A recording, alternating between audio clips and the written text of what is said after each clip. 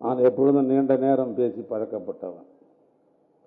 உங்களுடைய அன்பை ஆதரவை கரவி நான் அதிகம் பெற்றவன். ஒரு கூட்டத்தில் பேசும்போது 17 முறை கைத்தட்டுறேன்.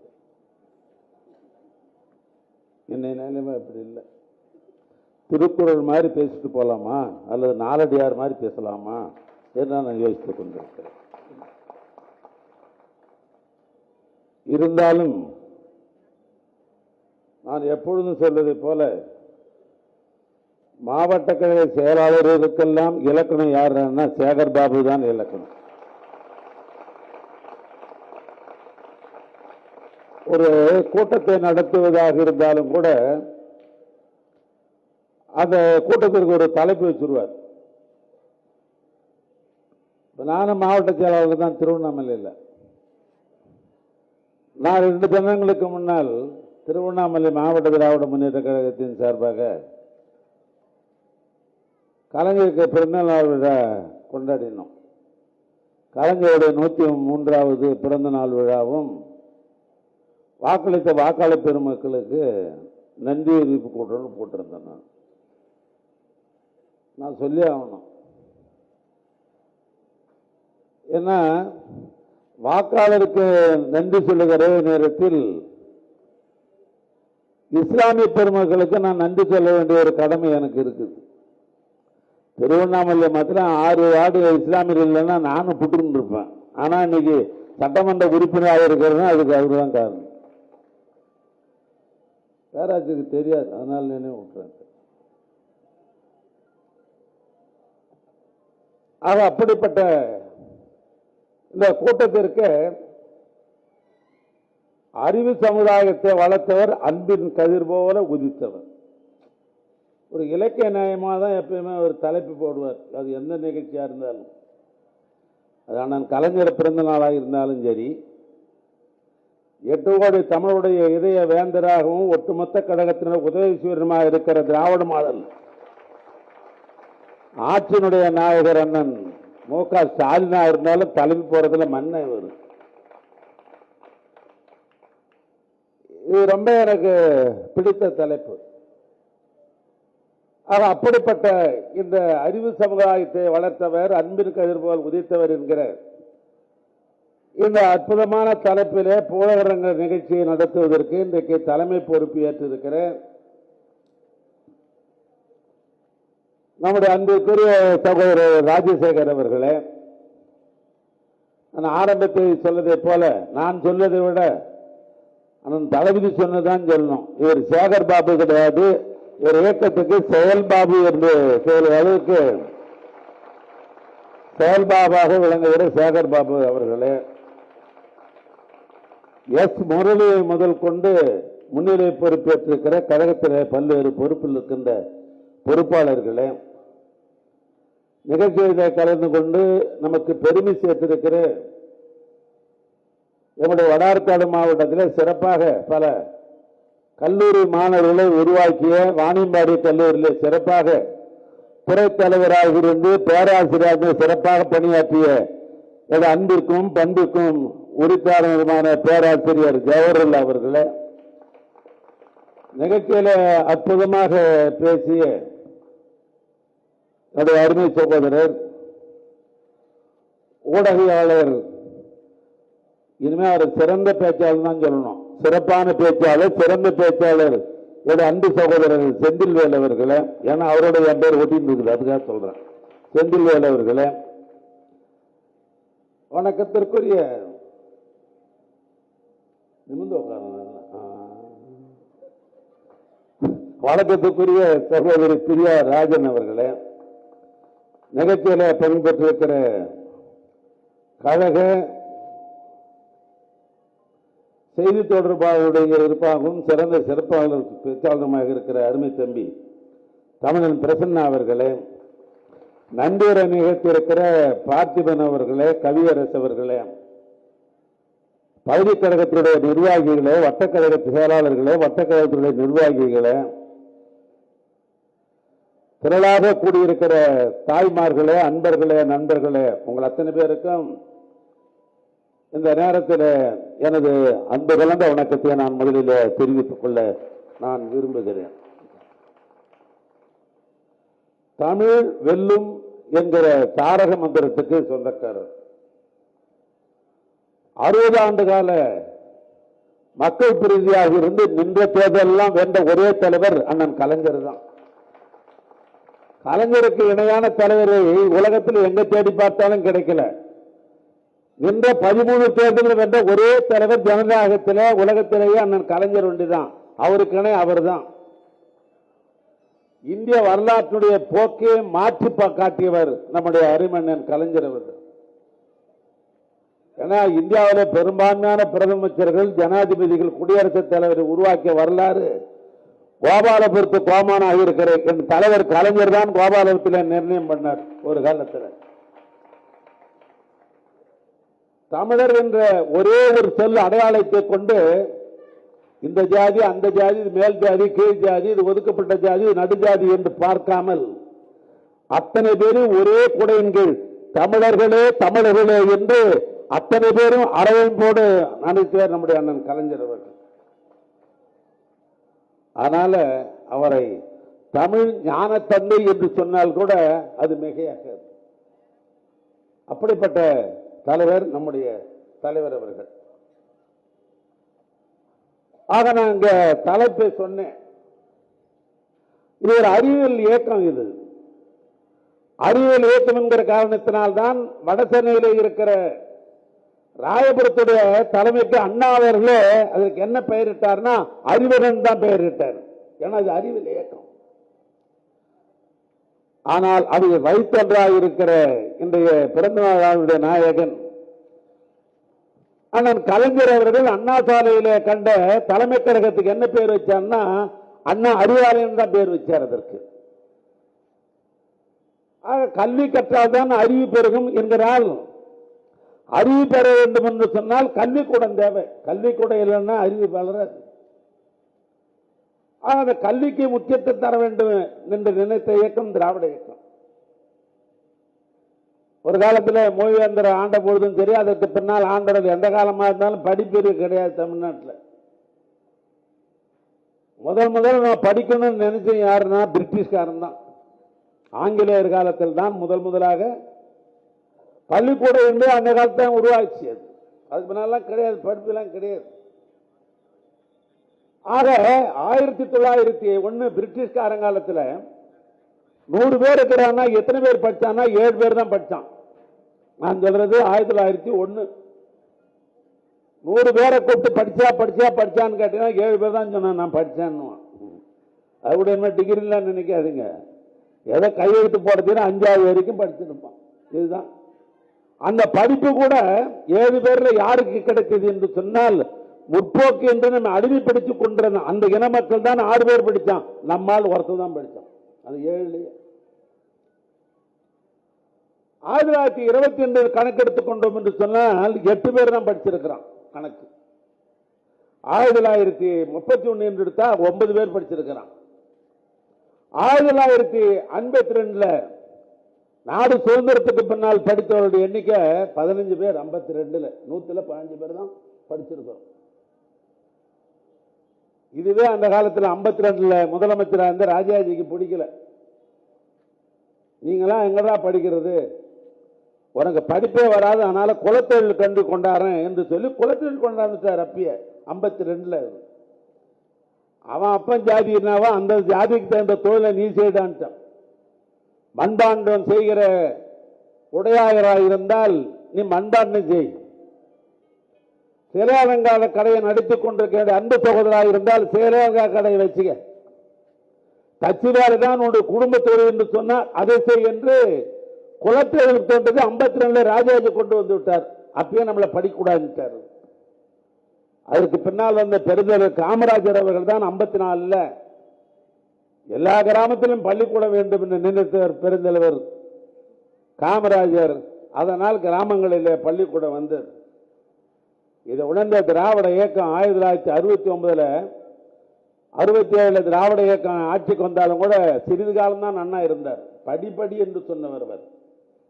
ஆனால் காலம் அவரை நம்மை விட்டு இழந்து விட்டோம். 69 அண்ணன் கலைஞர் அவர்கள் முதலமைச்சராக பொறுப்பேற்ற பின்புதான் படிப்படி என்று சொன்னது பெரியார், அண்ணா எழுது என்று எழுதியவர், இரண்டும் சேர்த்து கல்லூரி தேவை என்று சொன்னவர் அண்ணன் கலைஞர் அவர்கள். அதனால்தான் அவர் சிஸ்டத்தை கொண்டாந்தார். ஒரு பள்ளிக்கூடம் என்று சொன்னால் 1 கிலோமீட்டருக்கு ஒரு தொடக்க பள்ளி இருக்க வேண்டும் என்று சொன்னார். 3 கிலோமீட்டருக்கு ஒரு நடுநிலை பள்ளி ஆரம்பித்தார்.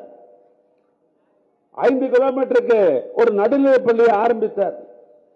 5 கிலோமீட்டருக்கு ஒரு உயர்நிலை பள்ளியை ஆரம்பித்தார்.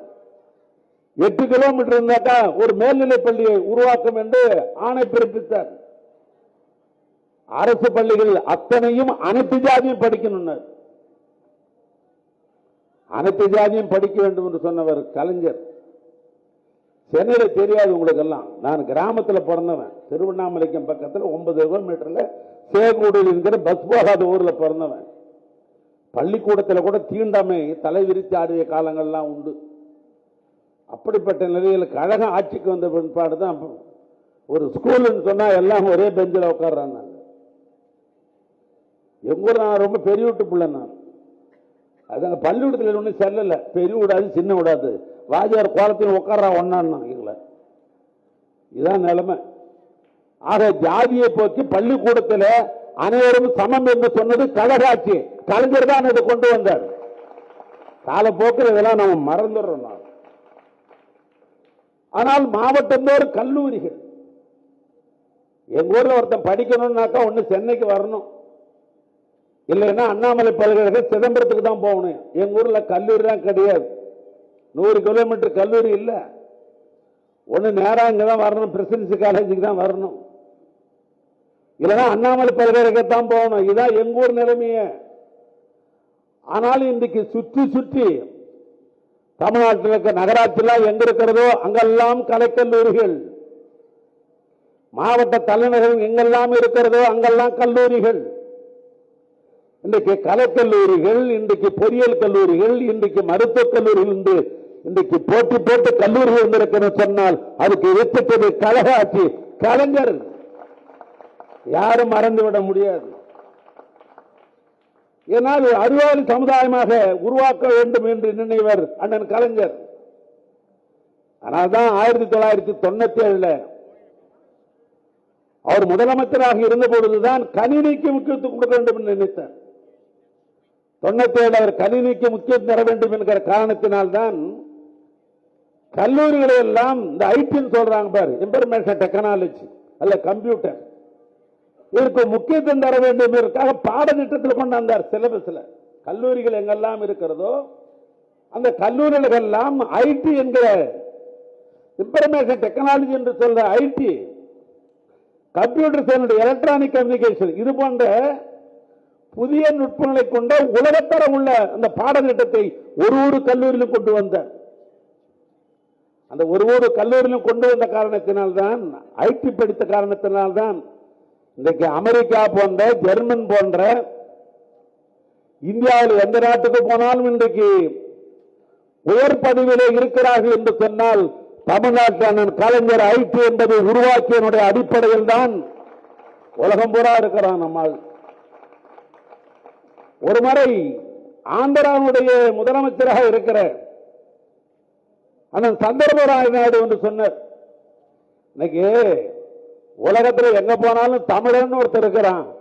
அந்த தமிழன் இருந்ததுக்கு என்ன காரணம்னா கலைஞரும் அண்ணாவும் கொண்டு வந்த இருமொழி கொள்கைதான் அதுக்கு காரணம். ஒன்று ஆங்கிலம், இன்னொன்று தமிழ். தாய்மொழியான தமிழை நாம் பேசுகிறோம். அது ஜப்பானுக்கு போனாலும் அமெரிக்காவுக்கு போனாலும் எங்கு போனாலும் இணைப்பு மொழியான ஆங்கிலம் இருக்கிறது. ஆனால் இருமொழி கொள்கை தமிழ்நாட்டில் இருந்த காரணத்தினால் தான் இவ்வளவு பேர் வந்திருக்கிறார் என்று நாம் சொல்லல. ஆந்திராவிலே இருந்த முதலமைச்சர் சந்திரபாபு ஒரு பேட்டியிலே சொன்னார். ஆக உலகளாவிலே இன்றைக்கு பொறியாளர்கள் இருக்கிற காரணத்தினால்தான் இன்றைக்கு தமிழ்நாடாக இருந்தாலும் இந்தியாவாக இருந்தாலும் இன்னைக்கு பொருளாதாரத்தை வளர்த்து பெற்றிருக்கின்ற சொன்னால் வெளிநாட்டிலே பணியாற்றுபவர்கள் அத்தனை பேரும் இந்த இந்தியாவுக்கு, தமிழ்நாட்டுக்கு டாலர் கணக்காக பணங்களை அனுப்புகிற காரணத்தினால் இங்கே பொருளாதாரம் இன்றைக்கு முன்னேறி இருக்கிறது. அப்படிப்பட்ட அண்ணன் அவர்கள் தான் அவருடைய பரிணாம வளர்ச்சி என்று சொன்னால் பலதை சொல்லலாம். நான் எப்பொழுதும் சொல்லுவேன், 10 தலை ராவணனை நாம் பார்த்ததில்லை. அவனை ஆற்றலை பற்றி பேசுகிற பொழுது 10 தலை ராவணன் சொல்லுவாங்க. 10 தலை இருந்ததா? 10 தலை அல்ல. அவனுடைய பரிணாம வளர்ச்சி, அவன் பன்முக தலைமை கொண்டவன், அவன் அப்படிப்பட்ட ஆற்றலாளன், வீரன், விவேகன், இசையமைப்பதில் அவன் இசைவாணன், இலக்கியவாதி. இன்று 10 தலை ராவணன் இப்படித்தான் சொல்வார்கள். பன்முகம் கொண்டவன் என்று பதிலாக எளிமையாக 10 தலை ராவணன் என்று சொல்வார்கள். அப்படி பார்ப்போம் என்று சொன்னால் பன்முகமும் தெரிந்திருக்கிற இலக்கியவாதியாக இருக்கலாம், அல்லது திரைப்படவாதியாக இருக்கலாம், வசனகர்த்தாவாக இருக்கலாம், அல்லது நாடக ஆசிரியராக இருக்கலாம், அல்லது எழுத்தாளராக இருக்கலாம், சிறந்த நிர்வாகியாக இருக்கலாம், இன்னும் சொல்ல போனால் இந்தியாவிலே சிறந்த முதலமைச்சரில் முதலிடத்தில் இருப்பவராக இருக்கலாம். இப்படி பன்முகம் கொண்ட தலைவர் யார் என்று சொன்னால் கலைஞர் மட்டும்தான். அவருக்கு இணையானவர்கள் யாரும் கிடையாது. அவர் பெரிய எழுத்தாளர், இலக்கியவாதி, கவிதை புனைவர், திரைப்படத்திற்கு வசனகர்த்தா மட்டுமல்ல, 28 படத்துக்கும் மேற்பட்ட தயாரிப்பாளர் அவர் தான். அப்படிப்பட்ட பன்முகம் கொண்ட தலைவர் அண்ணன் கலைஞர் என்று சொன்னால் அது மிகையாகாது. இன்னும் சொல்ல போனால் இலக்கியவாதி. நான் சொன்ன தமிழ் ஞானத்தந்தை என்று சொன்னதுக்கு ஒரே காரணம், அங்க கடைசியில் இருப்பனும் சரி, என்னையும் சரி, இவ்வளவு பேரையும் ஏன் தமிழ்நாட்டில் இருக்கிற ஒட்டுமொத்த தமிழனும் சரி, இல்லை இல்லை உலகத்தில் இருக்கிற அத்தனை தமிழனும் ஒரே வரியில சொல்லுகிறார், உடன்பிறப்பே வா என்று சொன்னால் முடிஞ்சுட்டால. ஒற்றை சொல்லையிலேயே நம்மை கட்டி போட்ட தலைவன் அந்த தலைவன். அப்படிப்பட்ட தலைவருக்கு இங்கே சிறப்பான பிறந்த நாள் விழா நம்முடைய சேகர் பாபும் அவருக்கு சேர்ந்த உடன்பிறப்புகள் சிறப்பாக எடுத்துக் கொண்டிருக்கிறார். எனக்கு திருமுகம் என்று சொன்ன உடனே எனக்கு ஒரு நினைவு வந்தது. செந்தில்வேலன் இங்கே பேசுகிற போது மிக சிறப்பாக பேசினார். தொண்டர்கள் எல்லாம் உற்சாகப்படுத்துகிற அளவுக்கு தன்னுடைய உரையை அமைத்துக் கொண்டிருந்தார். நம்மால் எங்க சுதந்திர போராடுறதுக்காக தூக்கி நிறுத்தினார். நான் பார்த்த அவருடைய வார்த்தை சுற்றலெல்லாம் பார்த்து கொண்டுதான் இருந்தேன். இது தோண்டு விடாதீர்கள், இதோ வருகிறது, உள்ளாட்சி தேர்தல் வருகிறது, அதிலே நம்முடைய திறமைகளை, நம்முடைய ஆற்றலை காட்டுவோம் சொன்னார். திராவிட முன்னேற்ற கழகம் என்பது ஒரு பீனிஸ் பறவை. இது என்னாலும் எழுந்து கொண்டே தான் இருக்கிறது, ஒன்றும் பண்ண முடியாது. அதுக்கு உதாரணம் இந்த மண் தான். அதற்கு உதாரணம் இந்த மண் தான். என்ன காரணம் என்று சொன்னால், இதே மண்ணில் தான் 1999 பொது தேர்தல் நாம் சந்திக்கிற பொழுது தமிழ்நாட்டை 234 தொகுதியிலும் திராவிட முன்னேற்ற கூட்டணியோடு நாம் நின்றாலும் கூட 2 இடங்கள் தான் வென்றோம். அதுல ஒரு இடம் எது தெரியுமா? அன்றைக்கு நன்றி உணர்வோடு இந்த தொகுதி மக்கள் அண்ணன் கலைஞருக்கு வாக்களித்திருந்தார். இந்த மண்ணில் தான். அதனால்தான் அந்த நன்றிணர்வு தொடர்ந்து இந்த மண்ணில் இருக்கிற காரணத்தினால்தான் என் தம்பி சேகர் பாபுக்கும் உதயசூரனுக்கு ஓட்டு போட்டிருக்கிறீங்க.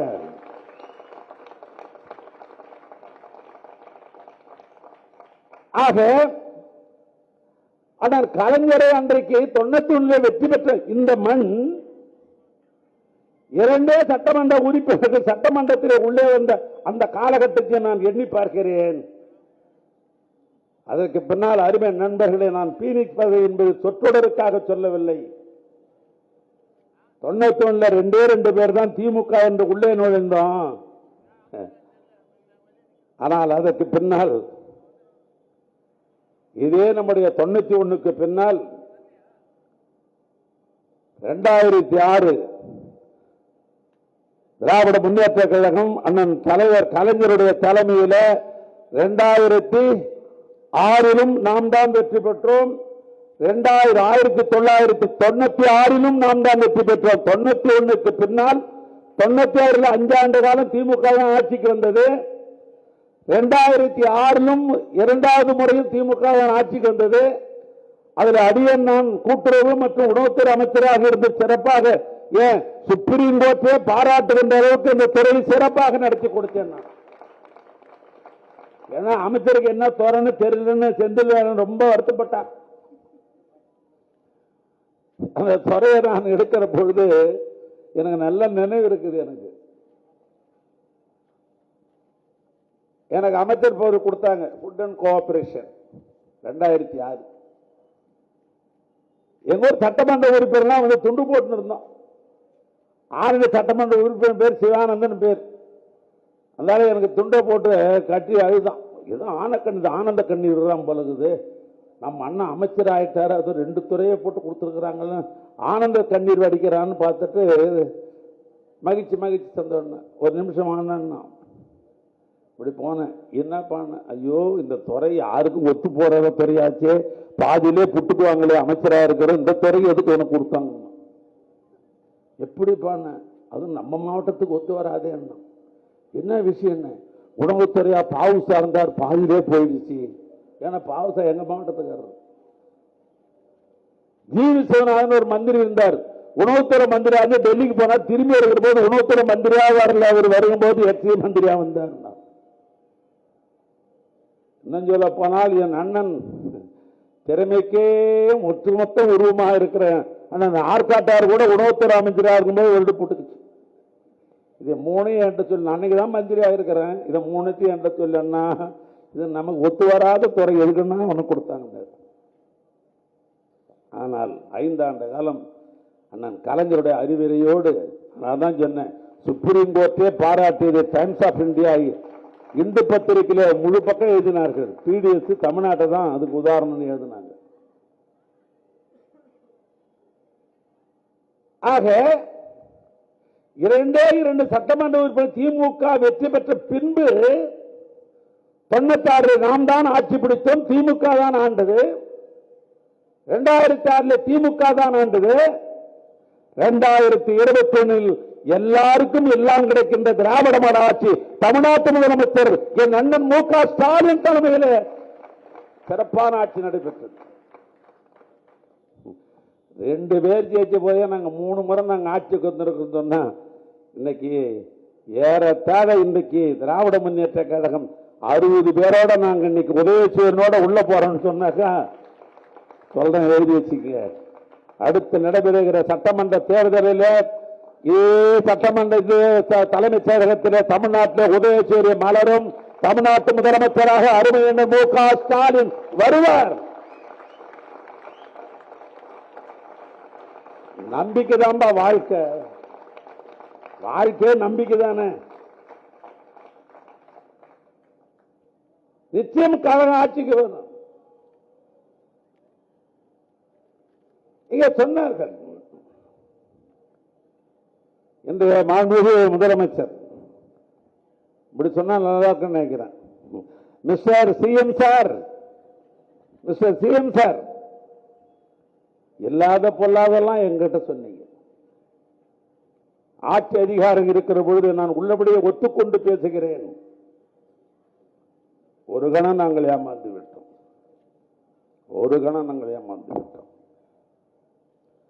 ஏமாந்து விட்டோம் என்று சொல்வதை விட தமிழ்நாட்டு முதலமைச்சருடைய தாய் குணம் அதற்கு ஒரு காரணமாக அமைந்து விட்டது.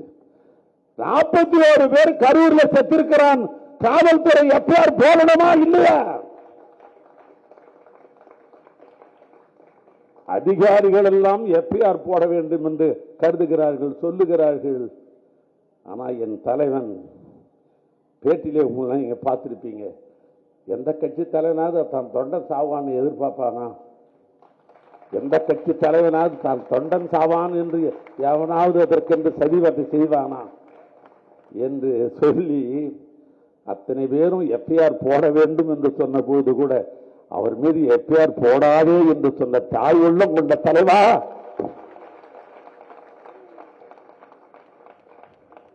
ஒரு கணம் அன்றைக்கு போட்டிருந்தால் இன்றைக்கு நிலைமையே வேறாக மாறியிருக்கும். அடுத்தது எல்லா மேடையிலும் சொன்னார் அவர்கள் கொள்கை விரோதி, இவர்கள் அரசியல் விரோதி. அவர்கள் கொள்கை விரோதினா யாருன்னா தெரியுதா? டெல்லியில் இருக்கலாம் கொள்கை விரோதியா, இங்க இருக்கிற நாம் அரசியல் விரோதியா. ஐயா, இந்த ஒரு வார்த்தைக்கு மட்டும் நான் பல முறை ரூம்ல தனியா உட்காந்து சிந்திச்சு சிந்தித்து என் தலையில் இருக்கிறது மேல இருக்கிறதெல்லாம் போயிடுச்சு ஆகிய நானும் யோசித்து யோசித்து பார்த்தேன். இந்த வார்த்தைக்கு என்னடா பொருள்? இந்த வார்த்தைக்கு என்ன பொருள்? மக்கள் தலைவர் எம்ஜிஆர் நம்மோடு இருந்தார். அண்ணன் கலைஞருடைய 40 ஆண்டு கால நண்பர் அவர். இன்னும் சொல்ல போனால் திரையுலகத்தில் 2 பேர் நண்பராக இருந்த காரணத்தினால்தான் அன்னைக்கு அவரை பக்குவப்படுத்தி பேருந்து அண்ணாவிடத்திலே கொண்டு வந்து மக்கள் தலைவர் எம்ஜிஆர் திராவிட முன்னேற்ற கழகத்திலே சேர்த்த வரலாறு யாருக்கு சொன்னால் அண்ணன் கலைஞர் 53 திராவிட முன்னேற்ற கழகத்திலே இணைத்துக் கொண்ட மக்கள் தலைவர் எம்ஜிஆரும் அண்ணன் கலைஞரும் திரையுலகத்திலே நண்பர்கள். ஒருவரோடு விட்டுக் கொடுக்க கூடாது என்று எண்ணியவர்கள், நீண்ட நாளை நண்பர்கள். அண்ணன் கலைஞர் அவர்கள் முதலமைச்சராக வர வேண்டும் என்று அண்ணாவுக்கு பின்னால் போட்டி போட்ட காலத்தில் சட்டமன்ற உறுப்பினராக ஒரு முறை அல்ல, பரங்கிமலை தொகுதியிலே 2 முறை உதயசூழலை நின்று வென்ற சட்டமன்ற உறுப்பினர் மக்கள் தலைவர் எம்ஜிஆர். திராவிட முன்னேற்ற கழகத்துடைய தலைவராக அண்ணன் கலைஞர் இருந்த பொழுது, பொதுச் செயலாளர் நாவலர் இருந்த பொழுது, பொருளாளராக திமுகவில் இருந்தவர் மக்கள் தலைவர் எம்ஜிஆர். திமுக உதயசூரி எம்எல்ஏ, திமுக பொருளாளர், 40 ஆண்டு கால திரையுலகத்தின் மூலமாக அண்ணன் கலைஞருக்கு நண்பர், சிறுசேமிப்பு திட்டத்தினுடைய தலைவர், ஒரு அமைச்சர் அந்தஸ்து இருக்க வேண்டும் என்கிறதுக்காக தன்னுடைய நண்பருக்கு சிறுசேமிப்பு திட்டத்தினுடைய துணைத் தலைவர் பதவியும் கொடுத்தவர். அவருக்கும் அண்ணன் கலைஞர் அவர்களுக்கும் பிணக்கு ஏற்பட்ட பொழுது வெளியே போய் மக்கள் தலைவர் எம்ஜிஆர் எனக்கும் அவருக்கும் அரசியல் விரோதம் என்று சொன்னால் கூட அது பொருத்தமாக இருந்திருக்கும். எனக்கும் அண்ணன் கலைஞருக்கும் மக்கள் திலகம் சொல்லலாம், எனக்கும் என்னுடைய நண்பர் கலைஞருக்கும் அரசியல் விரோதமாக எங்களுக்கு விரோதம் என்று சொன்னா கூட அது பொருத்தமா இருக்கும். நான் கேட்கிறேன், மாண்புமிகு மிஸ்டர் சிஎம் சார், நீங்க என்ன திராவிட முன்னேற்ற கழகத்தில் கிளைக்கழக செயலாளராக இருந்தவரா, வட்டக்கழக செயலாளரா, இங்க தலைமை பொறுப்பேற்ற பல்கலைக்கழக செயலாளரா, மாவட்ட கழக செயலாளரா, செயற்குழு உறுப்பினரா, பொதுக்குழு உறுப்பினரா, இயக்கத்திற்காக அணி அணியாக இருந்து அணிகளாக சேர்ந்து கொண்டிருக்கிற அணி அமைப்பாளர்களா? திமுகவுக்கும் உங்களுக்கு என்ன சம்பந்தம்? எங்களது அரசியல் விரோதி என்று நாட்டு பூரா பறைசாற்றினீர்களே. நாங்கள் முதலமைச்சராக இருந்த இடத்துல கேட்டோம், ஒரு சைடுல செய்தி போய்கொண்டே இருக்கிறது, அண்ணா எங்களை விமர்சிக்க விடுங்கள் என்று நாங்கள் கேட்ட பொழுது, இல்ல இல்ல இதை இக்னோர் பண்ணுங்க, அது ஒரு பெரிய விஷயமா, நாட்டு மக்கள் மீது எனக்கு நம்பிக்கை இருக்கிறது, நாட்டு மக்களுக்கு எல்லாமாக நான் இருக்கிறேன், எனக்காக அவர் இருக்கிறார் என்ற நம்பிக்கை. அவரை விமர்சிக்க கூடாது என்று சொன்ன தாய் உள்ளம் கொண்ட என் தலைவா, நாங்கள் விமர்சித்திருந்தால் இந்த நிலை ஏற்பட்டு இருக்குமா?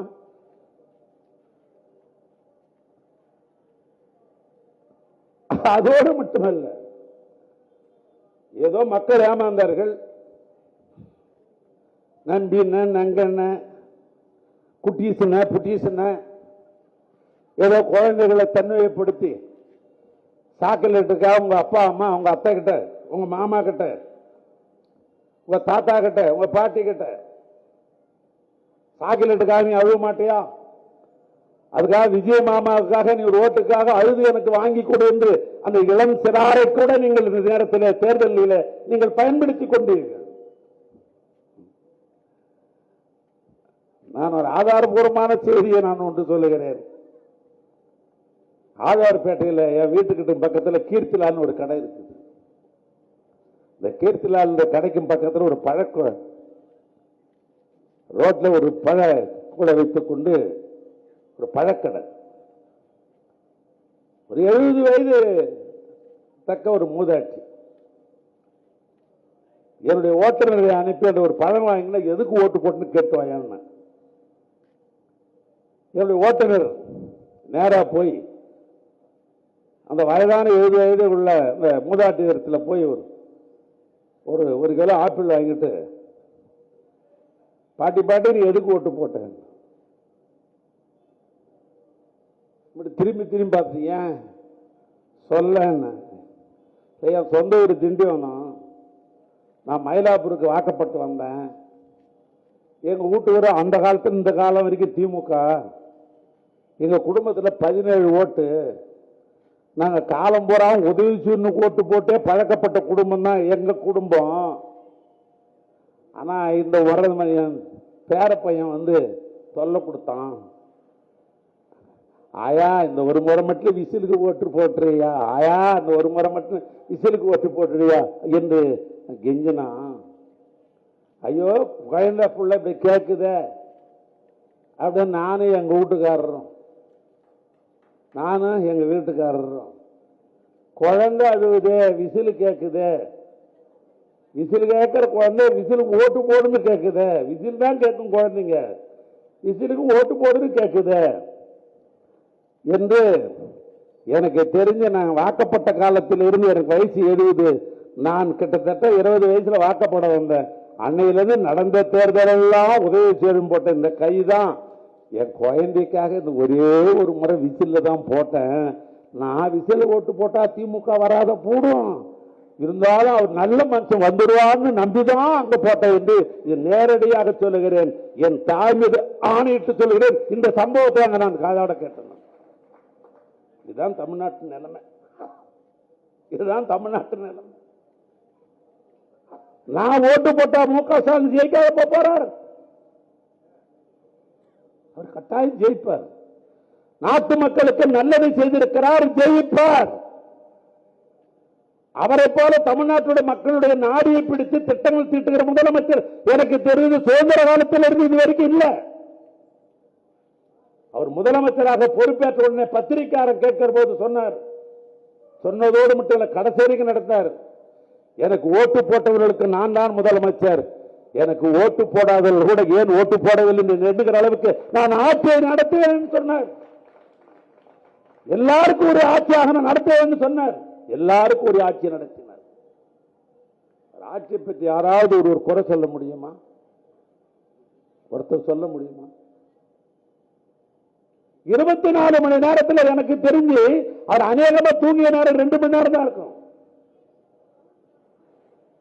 ஒரு நாள் 2:15 மணிக்கு என்னுடைய சொல்ல தொலைபேசி அடிக்கிற செல்போன் 2:15 மணிக்கு யார் பாடிக்கிறா? இங்க திருவண்ணாமலை யாரோ தொகுதிக்காரன் யாரோ பிரச்சனையா யோசனை பண்ணி செல்ல எடுக்கிற 2:15 மணிக்கு பார்த்தா முதலமைச்சருடைய போன் எடுத்தேன். அண்ணான்றான் தூங்கிட்டீங்களான்னு கேட்கிறார். 2:15 மணி தூங்காத, நான் என்ன பண்ண முடியும்? நான் பக்குவமா சொன்னேன். ஆனா 12 மணி வரைக்கும் படிச்சுன்னு தான் இருந்தேன். இப்பதான் கண்ணு அசந்ததுன்னு தூங்கணும்னு கூட சொல்லல. ஏன்னா அவர் தூங்காத நம்மள போன் போடுறாரு, நான் தூங்கணும் எப்படி சொல்ல முடியும்? நான் சொன்னேன் 12 மணி வரைக்கும் படிச்சுட்டு இருந்தேன், இப்பதான் கண்ணு அசந்தேன். கேட்கிறார். மதுரையில் அண்ணன் கலைஞர் பேர்ல ஒரு நூற்றாண்டை முன்னிட்டு அங்க ஒரு நூலகம் கட்டி கொண்டிருக்கிறோமே, அது எப்பொழுது முடியும்னு 2:15 மணிக்கு கேட்கிறாரு. என்ன 2:15 மணிக்கு நூலகம் கட்டுறது மதுரையில் அண்ணன் கலைஞருடைய நூற்றாண்டு விழாவை முன்னிட்டு தென்னக பகுதிகளுக்கெல்லாம் அறிவாளி ஆக வேண்டும் என்ற ஒரே அடிப்படையில் கட்டப்படுகிற அறிவு உலகத்திற்காக கட்டப்படுகிற நூலகம் 2:15 மணிக்கு அவர் கேட்கிறாருன்னா அந்த முதலமைச்சர் தூங்கினாரா தொக்கல்னு எப்படி சொல்லுங்க? செஞ்சு ஆக இந்த நாட்டு மக்களுக்காக 2 மணி நேரம் ஒரு 3 மணி நேரம் தூங்கிவிட்டு நமக்காக உடைத்த தலைவர் அந்த தலைவர்.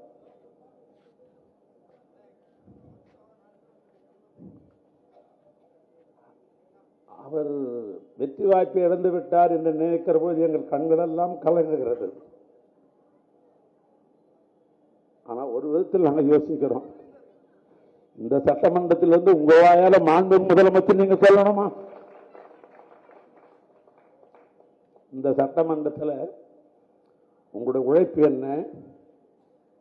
நாட்டு மக்களுக்காக நீங்கள் உழைத்தது என்ன? ஏறத்தாழ 70 ஆண்டு கால 72 வயதில் இருக்கிற நீங்கள் எனக்கு தெரிந்து கிட்டத்தட்ட 14 வயதிலிருந்து இந்த மக்களுக்காகவே கழகத்திற்காக உழைத்துக் கொண்டிருக்கிற உங்கள் வாயால் நீங்கள் முதலமைச்சர் என்று சொல்லணுமா? ஒரு பக்கம் எங்களுக்கு வருத்தம் ஒரு பக்கம் இருந்தாலும் கூட இந்த சம்பவம் நடைபெறாது இருந்ததுக்கு அது ஒரு விதத்தில் எங்களுக்கு ஒரு மகிழ்ச்சி தருகிறது. ஆனால் முதலமைச்சர் என்ன சொல்லுகிறார்? முதலமைச்சர் ஆன உடனே அதுக்கு முன்னால எத்தனையோ பொய் புறநிட்டுகள் கட்டுக்கதைகள் எல்லாம் எடுத்து சொன்னீங்க தேர்தலுக்கு முன்னால். ஆனால் அதற்கு பின்னால் நீங்கள் முதலமைச்சரான உடனேயே முதலமைச்சருக்கின்ற ஒரு கண்ணியம் இருக்கிறது. முதலமைச்சருக்கின்ற ஒரு கண்ணியம் இருக்கிறது. தமிழ்நாட்டினுடைய முதலமைச்சராக பொறுப்பேற்று முதலாக திருச்சிக்கு போய் தன்னுடைய உரையை அவர் ஆற்றுகிறார். நீங்க என்ன சொல்லி இருக்கணும்? நான் முதலமைச்சராக வந்திருக்கிறேன், எனக்கு வழிகாட்டியாக ஏற்கனவே முத்துவேல் கருணாநிதி சாணி என்பவர் தமிழ்நாட்டு முதலமைச்சராக இருந்திருக்கிறார். அவர் எப்படி எல்லாருக்கும் எல்லா ஆட்சி நடத்தணும் அதை போல நான் நடத்துவேன் என்று சொல்லியிருந்தால் நான் கூட சபாஷ் பாராட்டி இருக்கலாம். ஆனா நீங்க என்ன பேசுறீங்க? அங்க போய் எனக்கு ஏதோ சினிமாவில்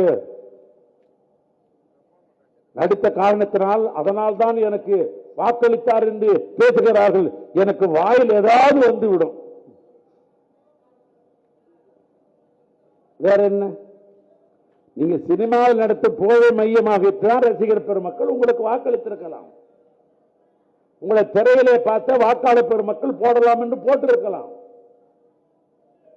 அல்லது நீங்கள் என்ன ஏற்கனவே இந்தி போராட்டத்தில் இந்தி ஒழிக தமிழ் வாழ்க என்று சிறைக்கு போனது உண்டா?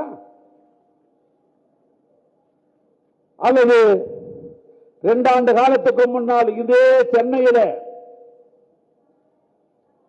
பெரும் மழையின் காரணத்தினால் பெரும் சீற்றத்தின் காரணம் தத்தளித்தது.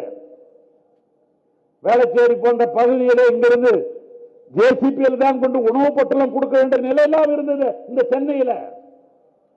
அப்படிப்பட்ட வெள்ளக்காடாக இருக்கிற போது நீங்க போட் எடுத்து கொண்டு போய் எல்லா மக்களுக்கும் உணவு வாங்கி இந்த மக்களுக்கு உதவியது உண்டா?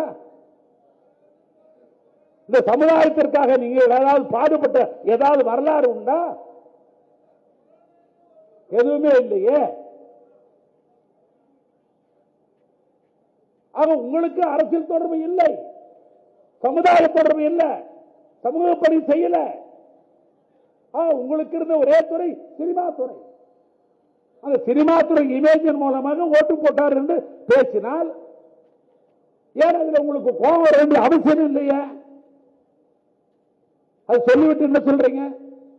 எனக்கு ஏதாவது வாயில் வந்துடும். வள்ளுவர் அப்படி சொல்லலையே. இனியே உளவாக இன்னாத குரல் கனியிருப்ப காய் கவர்ந்த தேனர். இனிமையா எத்தனையோ சொல் இருக்கிற சொல்லலாம். அதை விட்டுட்டு நீ வாயால ஏதாவது சொன்னா உனக்கு விரோதி கிடைப்பான்ற. பழம் இருக்குது, காய் இருக்குது, எதை சாப்பிடுவ? பழத்தை தானே சாப்பிடுவ, காயை சாப்பிடுவியா? அதுதானே சொல்றாரு. இனியவ உளவாக இன்னாத குரல் கனியிருப்ப காய் கவர்ந்துட்டது. நீ இனிமையா சொல்ல வேண்டிய எத்தனையோ வார்த்தைகள் இருக்கிற பொழுது நீ சொல்லலன்னா நீ பழத்தை விட்டு காயை சாப்பிடுற கதைப்பா. வள்ளுவர் சொல்றாரு, நான் சொல்லல. ஏன்னா அந்த திருக்குறளை நீங்கள் படிக்கவில்லையா? அது எப்படி? திருக்குறளும் கலைஞருக்கு தானே சொந்தம். கலைஞருக்கு திருக்குறள் சொந்தம், திருக்குறள் கலைஞருக்கு சொந்தம். ஆனால் தான் இங்க கலைஞர் கோட்டம், வள்ளுவர் கோட்டம் கட்டிருக்கிறான கலைஞர் தானே. 133 அடி சிலை கன்னியாகுமரியில் இருக்கிறது என்று சொன்னால் அது அண்ணன் கலைஞர் தானே.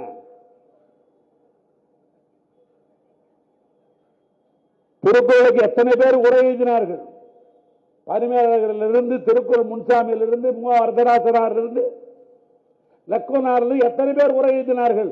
ஆனாலும் இன்னைக்கும் பாமரனுக்கு புரிகிற மாதிரி உரை எழுதியவர் என் அண்ணன் கலைஞர். திருக்குறள் மஞ்சள் புத்தகம் வச்சிருக்க திருக்குறள் அண்ணன் கலைஞரையும் மறக்க முடியுமா? பிரிக்க முடியுமா? பிரிக்க முடியாது. அப்படிப்பட்ட குரல் முதலமைச்சர் படிக்கணும். நீங்க படிச்சாதான் சொல்ல மாட்டீங்க. என் வாயில் ஏதாவது வந்துடும். எதுக்கு வரணும்?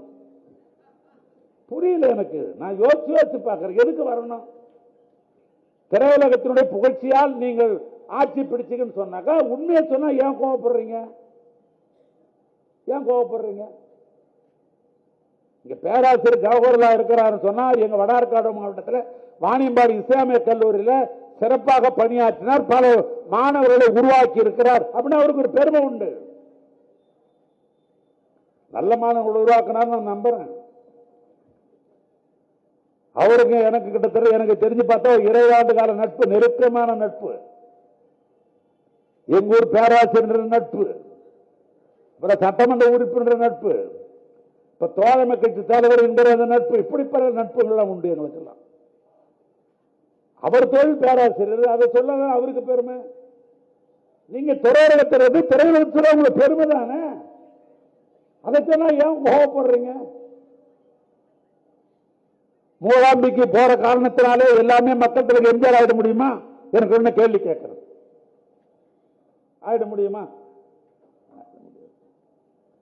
அவரே கேட்டாங்க அந்த காலத்தில், எங்க நீங்க பெரியார் பெரியார்னு சொல்றீங்களே, பெரியாருக்கு நூற்றாண்டு விழா கொண்டாடுறீங்களே, பெரியாருடைய எழுத்தை சீர்திருத்தி எழுத்தவன் நீங்க தானே அறிவிச்சீங்க, நீங்க மூகாம்பிக்கு போனீங்கன்னு கேட்டாங்க. அவரை டக்குன்னு பிரஸ்காரர் கேட்டோடனே அவங்களாம் பிரச சந்திக்கிற முதலமைச்சர், அவர்கள் எல்லாம் பிரச சந்திக்கிற முதலமைச்சர், அவர்கள் எல்லாம் உடனே சொன்னார் மக்கள் தலைவர் எம்ஜிஆர், நான் வேற ஒன்றும் அங்க போனேன், அங்க போய் நான் மூகாம்பிக்கல எங்க அம்மா சத்யாவை தாயே நான் அங்க பார்த்தேன், ஒரே போடு போட்டார்.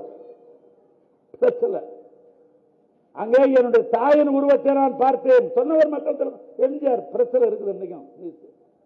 அதனால ஒன்னு சொல்றேன், மிஸ்டர் சிஎம், சிஎம் சார் நல்ல ஆட்சி நடத்துங்க.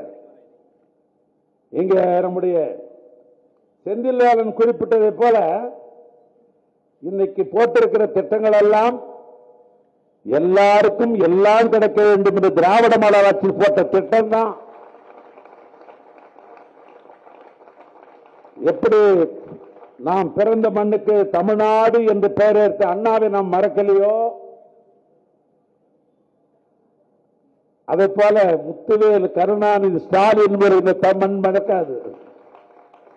ஏன்னா பார்த்து பார்த்து நான் சொன்னேன் ஒரு இலக்கிய கூட்டத்தில், நாட்டில் இந்திய பொருளாதாரம் வளர்ச்சி பெற வேண்டும் என்று திட்டங்கள் போடலாம், மாநிலம் வளர்ச்சி பெற வேண்டும் என்று திட்டங்கள் போடலாம், ஆனா குடும்ப வளர்ச்சி பெற வேண்டும் என்று பொருளாதார வளர்ச்சி திட்டம் போடணும்னா அது முத்துவேல், கருணாநிதி, ஸ்டாலினால் மட்டும்தான் போட முடியும்.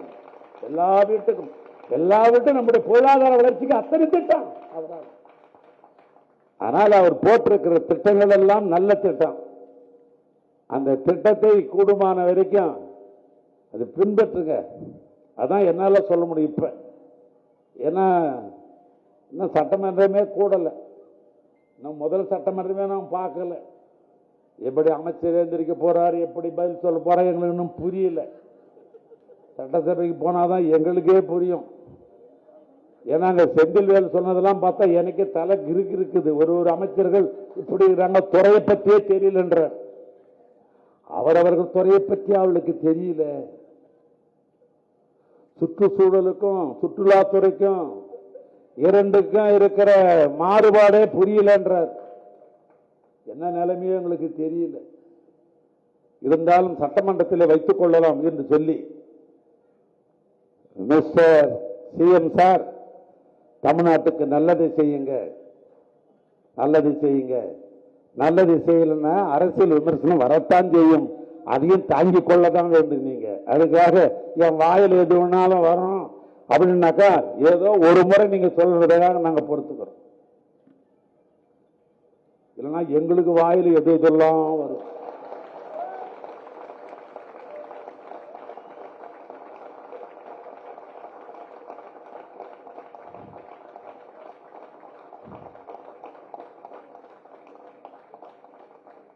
மீண்டும் ஒரு முறை எங்களை எல்லாம் பொத்தி பொத்தி வளர்த்த எங்கள் அண்ணன் கலைஞருக்கு இங்க சிறப்பான பிறந்த நாள் கொண்டாடி கொண்டிருக்கிற பகுதி கழகத்திற்கும், நன்றி உணர்வோடு வாக்களித்த உதயசூரனுக்கு வாக்களித்த இந்த துறைமுகம் தொகுதி வாக்காளர் பெருமக்களுக்கும், அதன் மூலமாக இங்க சட்டமன்ற உறுப்பினராக உருவாகி இருக்கிற உங்கள் வீட்டு பிள்ளை சேகர் பாபு அவர்களுக்கும், இந்த நிகழ்ச்சி சிறப்பாக ஏற்பாடு செய்த தலைவர் கலைஞர் உடன்பிறப்புகளுக்கு எனது கோடான கோடு நன்றி சொல்லி உரையை நான் நிறைவு செய்கிறேன். நன்றி, வணக்கம்.